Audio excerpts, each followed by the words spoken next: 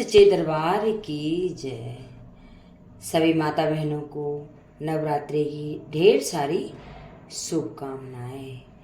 तो आज माँ का तीसरा नवरात्रा है।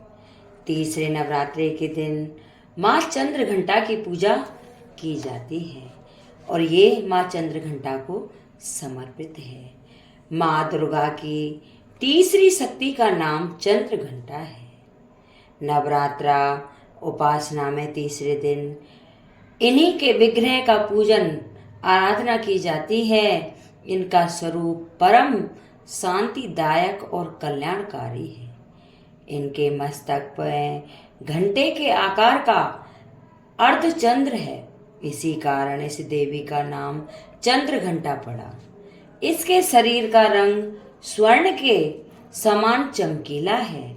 इनका वाहन सिंह है। हमें चाहिए कि मन, वचन, कर्म और शरीर से शुद्ध होकर विधि विधान के अनुसार माँ चंद्रघंटा की शरण लेकर उनकी उपासना आराधना में तत्पर हों। इनकी उपासना में हम समस्त सांसारिक कष्टों से छूटकर सहजी परम धाम के अधिकारी बन सकते हैं। तो माँ का तीसरा दिन की ये कथा महिषासुर पर। कथा प्रारंभ करने से पहले सभी माता बहनों से एक अनुरोध है, कृपया करके कथा को बीच में ना छोड़ें, कथा पूरी सुनें।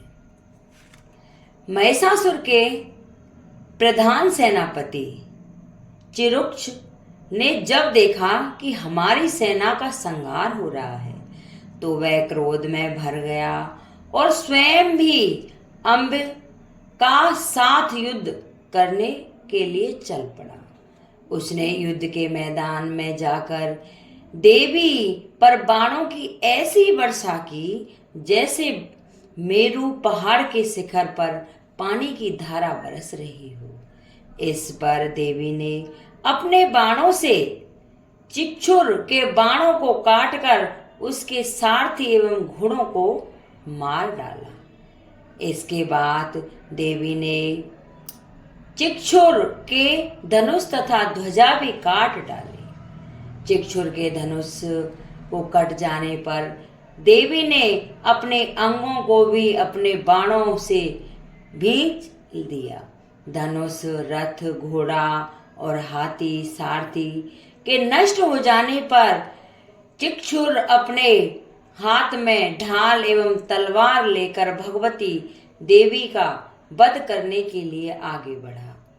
उसने तलवार से सिंह के मस्तक पर प्रहार करके बड़े वेग से उस देवी की बाईं भुजा पर वार किया।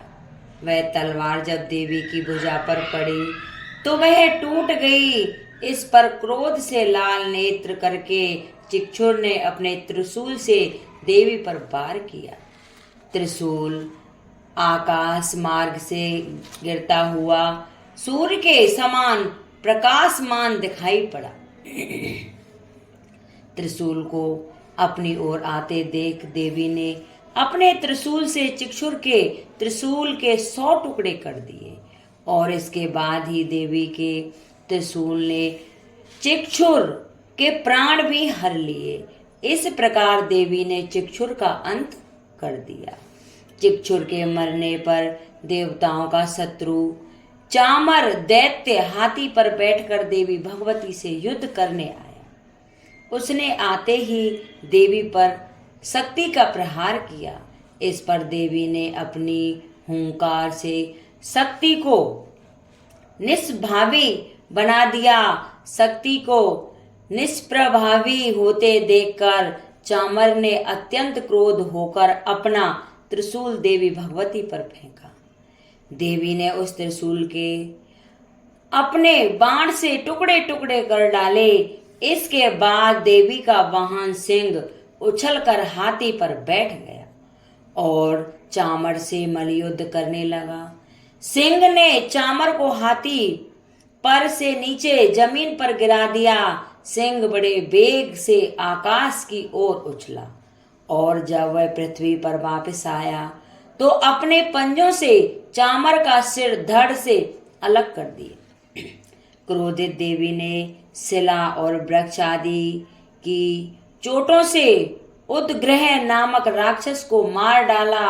उसके बाद कराल नामक राक्षस को अपने दांतों, मुक्कों और थप्पड़ों से मार डाला। अब देवी ने गधा के प्रहार से उस पर वार किया और उद्धत नामक दैत्य को भी मार डाला। इसके बाद बासपाल नामक राक्षस का भी बिंदी पीपाल से अंत कर दिया। बाणों से ताम्र और अंधक नामक राक्षसों को मौत के घाट उतार दिया। त्रिनेत्रों वाली देवी दुर्गा ने उग्रसा, उग्रवीर, महाहनु नाम के राक्षसों को भी त्रिशूल मार गिराया। तलवार से बिडाल नामक राक्षस का सर धड़ से अलग कर दिया। दुधर और दुमूर्ख राक्षसों को अपने बाणों द्वारा यमलोक पहुंचा दिया।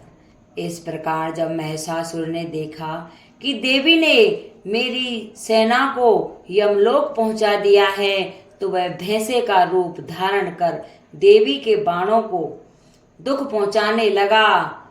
कुछ क्षणों को मुंह के प्रहार से, कुछ गणों को खुरों से, कुछ गणों को पूंछ घुमाकर तथा कुछ गणों को सींगों के प्रहार से चोट पहुंचाने लगा।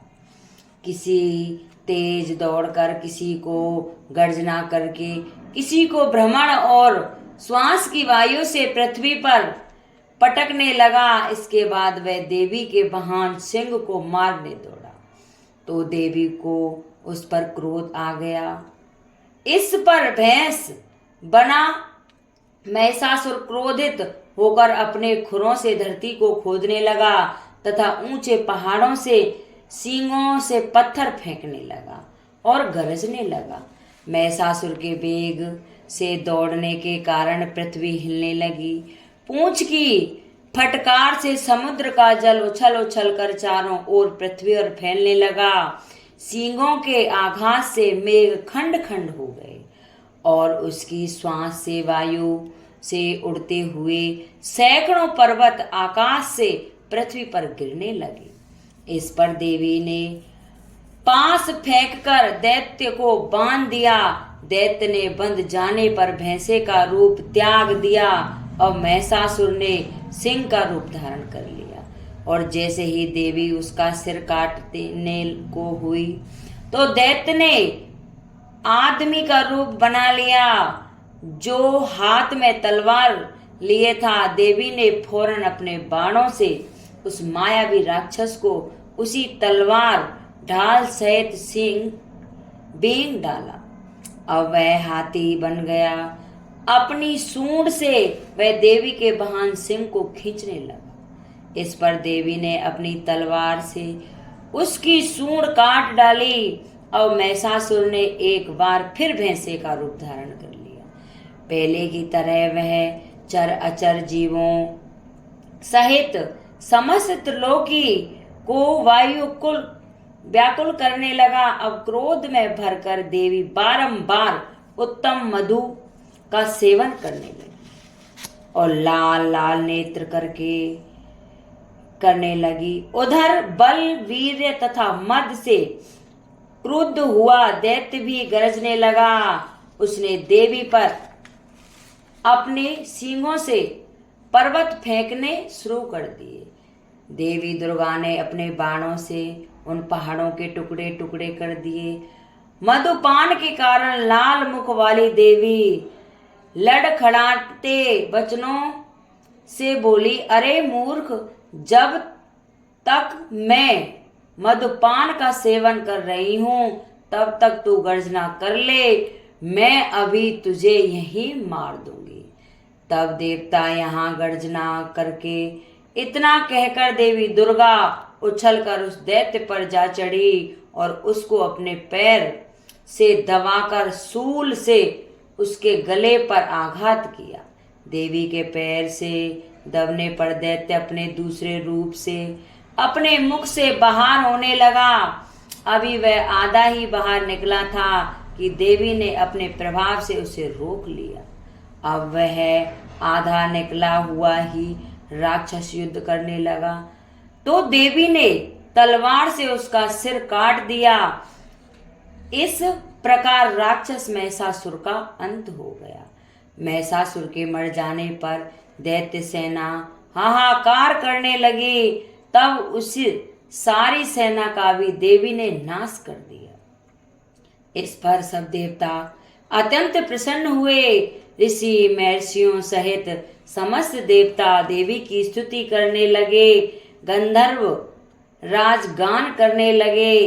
देव तथा अप्सराएं नृत्य करने लगी। तो ये माँ का तीसरा अध्याय था, तीसरे दिन की कथा थी। चौथे दिन में फिर आपके सामने प्रस्तुत होंगे और देवताओं द्वारा देवी की स्तुति बताएंगे कि कैसे देवताओं ने माँ की स्तुति की थी और माँ को प्रसन्न किया था। तो अगर ये मेरी कथा किसी को अच्छी लगी हो तो कृपया लाइक सब्सक्राइब करें, कमेंट में लिख के जय माता दी जरूर बोलें। बोल सच्चे दरबार की जय।